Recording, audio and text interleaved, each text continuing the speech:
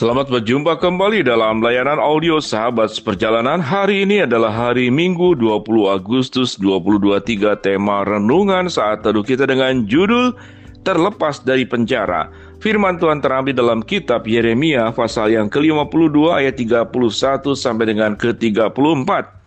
Kemudian dalam tahun ke-37 sesudah Yoyakin, Raja Yehuda dibuang dalam bulan yang ke-12 dalam tanggal 25 bulan itu, maka Ewil Merodah, Raja Babel dalam tahun itu menjadi raja menunjukkan belas kasihannya kepada Yoyakim, Raja Yehuda dengan melepaskan dari penjara.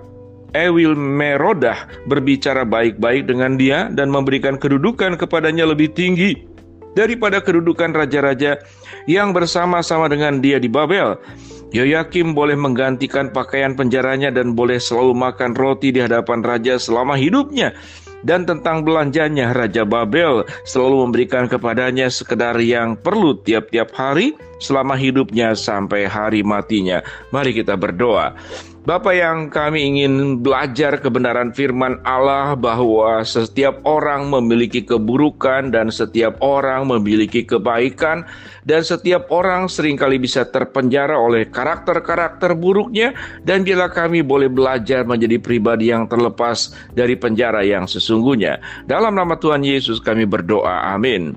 Shalom sahabat seperjalanan yang dikasihi Tuhan, kita memahami baik raja kerajaan Asyur yang menyerang bagian utara yaitu Israel, maupun kerajaan Babel yang menyerang bagian selatan yaitu Yehuda yang dipimpin oleh Nebukadnezar. Kita boleh kategorikan bahwa kedua bangsa ini adalah bangsa yang jahat.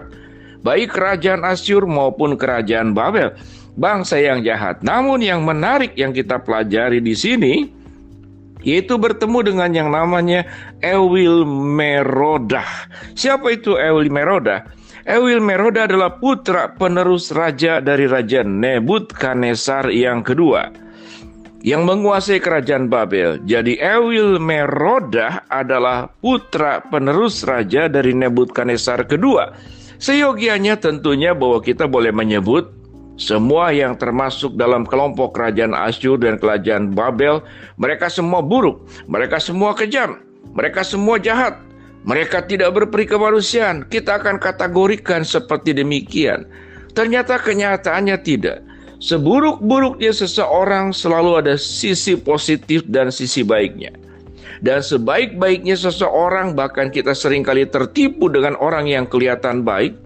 Kemudian di kemudian hari kita baru tahu ternyata perbuatan yang tersembunyinya di balik kemasan baiknya, di balik penampilannya yang santun, kelihatannya setia, kelihatannya lembut. Ternyata ada sisi insting kebidatangan, sisi-sisi insting daripada keberdosaan yang bisa diperbuat. Sehingga dari hal ini kita bisa menyimpulkan bahwa status tidak menjamin kehidupan seseorang. Seseorang yang terlahir dari keluarga perampok, keluarga penjahat, tidak serta-merta anaknya jahat dan anaknya juga sama dengan orang tuanya. Demikian juga seseorang yang terlahir dari keluarga yang baik-baik, keluarga yang rohaniawan, keluarga yang baik-baik, tidak serta-merta bahwa orang tersebut, anak-anak dan keturunannya memiliki kemudian turunan-turunan juga yang baik. Rupanya masalah menjadi baik dan menjadi buruk itu adalah pilihan pribadi dari orang per orang. Keputusan pribadi yang bisa banyak hubungannya dengan masalah riwayat keluarga. Kalau keluarga yang baik akan melahirkan anak-anak yang baik, keluarga yang buruk cenderung melahirkan anak-anak yang buruk. Namun pada prinsipnya itu adalah pilihan. Dan kita bertemu dengan seorang yang bernama Ewil Merodah. Ewil Merodah itu adalah putra penerus raja dari Nebukadnezar kedua dan berbuat baik kepada Raja Yehuda, yaitu Raja Yoyakim. Raja Yehuda, Raja Yoyakim, bagian daripada raja yang ada pada bagian selatan. Apa yang dilakukan oleh satu putra mahkota bernama Ewil Merodah? Kita akan baca kembali. Firman Tuhan berkata, kemudian dalam tahun ke-37 sesudah Yoyakim, Raja Yehuda dibuang dalam bulan yang ke-12 pada tanggal 25 bulan itu, maka Ewil Merodah Raja Babel dalam tahun itu menjadi raja menunjukkan belas kasihannya kepada Yoyakim, Raja Yehuda, dengan melepaskannya dari penjara. Ini kebaikan daripada raja, yaitu Ewi-Merodah. Kemudian apa yang dilakukannya selain melepaskannya dari penjara? Ewi-Merodah berbicara baik-baik dengan dia. Berbicara baik-baik. Bukankah seseorang yang sudah menjadi atasan seringkali berbicara seenaknya dan semaunya? Bukankah kita tatkala menjadi bos, menjadi atasan, sekalipun kita sudah menjadi anak Tuhan, seringkali kita merendahkan orang yang ada di bawah kita. Tetapi firman Tuhan mencatat, Ewi-Merodah berbicara baik-baik dengan dia dan memberikan kedudukan kepadanya lebih tinggi daripada kedudukan raja-raja bersama-sama dengan dia di Babel. Jadi berbicara baik-baik, melepaskan dari penjara, kemudian apa yang Alkitab mengatakan? Dia diberikan kedudukan yang lebih tinggi daripada raja-raja dengan dia yang ada di Babel. Yoyakim boleh mengganti pakaian penjaranya dan selalu makan roti di hadapan raja selama hidupnya. Dan tentang belanjanya, berarti kebutuhannya. Raja Babel selalu memberikan kepadanya sekedar yang perlu tiap-tiap hari selama hidupnya sampai hari matinya. Memberikan selama hidupnya sampai hari matinya. Sahabat seperjalanan, pada prinsipnya perbuatan baik, sikap baik, berkata-kata baik, berbuat baik, kejujuran, berpikir baik, melakukan segala perkara yang baik. Rupanya ini tidak hanya menjadi bagian daripada orang-orang yang percaya. Percaya satu hal. Tetapi ada orang-orang yang seperti yang dikatakan tadi, Raja Ewi-Merodah. Dia menyembah Baal, dia tidak percaya kepada Tuhan, Allah Abraham, Ishak dan Yakub, namun punya hati perbuatan baik. Sehingga boleh dikatakan, orang yang berbuat baik itu seringkali tidak menyangkut juga dengan masalah iman. Tetapi setiap orang yang berbuat baik itu sesungguhnya pada dirinya sudah ada yang disebut dengan anugerah umum. Sudah punya yang namanya hati nurani. Karena setiap manusia sekalipun tidak kenal Tuhan, mereka semua bersumber dari Tuhan. Mereka adalah gambar dan ciptaan Allah yang sudah rusak. Jadi punya potensi-potensi baik di dalam diri seseorang.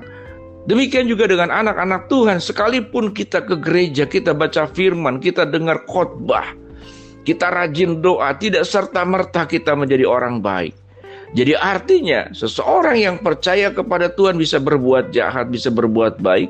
Dan orang-orang yang tidak percaya kepada Tuhan juga bisa berbuat jahat dan bisa berbuat baik. Pada bagian inilah sahabat perjalanan.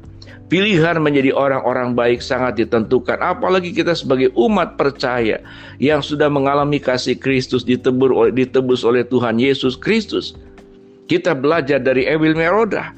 Sekalipun dia Raja Babel, dia putra dari Nebukadnezar kedua yang turunan kakek moyangnya jahat, dia bisa berbuat baik kepada siapa? Kepada Raja Yoyakim yang menjadi tahanannya, dilepaskan dari penjara, diberikan status lebih tinggi daripada Raja Babel yang lain, dan kemudian diberikan hak dan kecukupan sampai hari matinya.